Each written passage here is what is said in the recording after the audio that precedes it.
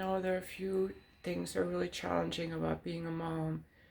I guess the first one is being really overwhelmed by the needs of the baby and the child and completely losing your freedom. Your money, your time, and your resources are poured into this very needy child, even at times when you're feeling stressed or don't want to. You lose so much time to yourself. And then it shifts, they start going to school and their friends start becoming important and they start leaving you for their friends. Little tugs, little tugs. And then they move away, they go to college. Maybe they come back, but then life has plans for them. They have plans. They want to go out into the world, and the missions that they have, the duties that they have, what they're supposed to do, what they feel called to do, what they want to do, often takes them to other areas outside the town where they grew up with mom and dad.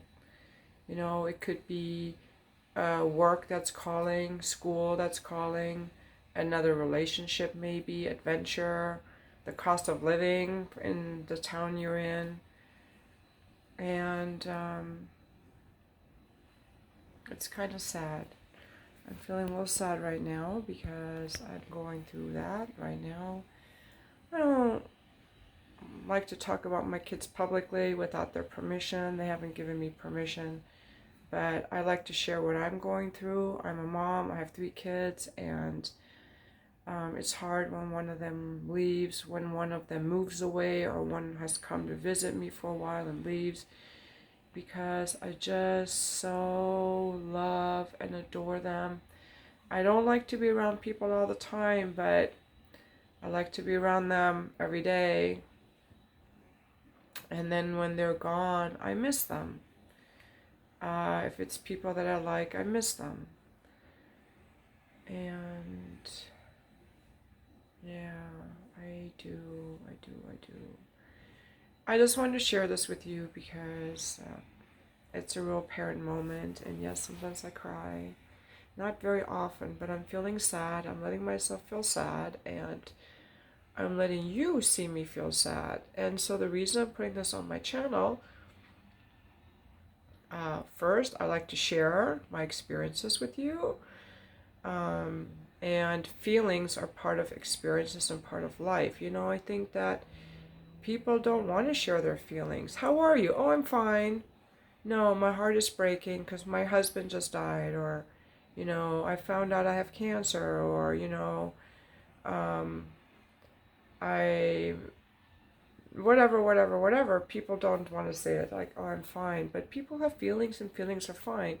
So what you do when people have their feelings, you have to have your boundaries in place, your internal boundary that keeps you from giving advice, and your external boundary that keeps you from absorbing their feelings. Like right now, none of you, hopefully, are feeling sad or absorbing my feelings or feeling responsible for me. You're just witnessing me, hopefully, having a human experience. Maybe you can relate to it, and maybe you'll be like, huh, well, if she can cry, maybe it's okay for me to cry. I never let myself cry, or whatever. Maybe it can just be entertainment. Oh, I'm glad she's crying. She deserves to cry. I don't know. I just think that it's good to share our feelings sometimes. And just because someone's crying doesn't mean that they're a helpless mess. I cry, I feel better already. Now, one thing I do when I'm sad, I have a couple of things I do. I get out of the story of why I'm sad. I don't spend a lot of time in, okay, I'm sad because, one of my kids is gone. I could rethink that. Oh, it was so great. This is what the things we did. This person's so sweet. I go into my body and I feel, what's actually going on in my body? Well, what's going on in my body? My heart feels warm. My heart feels warm. So let me stay with the warm feeling in my heart. People can perpetuate their misery by their thoughts. So I'm really practicing that, not to be in my head about what happened and what I lost or what's missing, but to stay in my body and just be with my experience. And that feels very peaceful, actually. So that's all I wanted to share with you guys. And I'm going to call this video, It's Okay to Cry.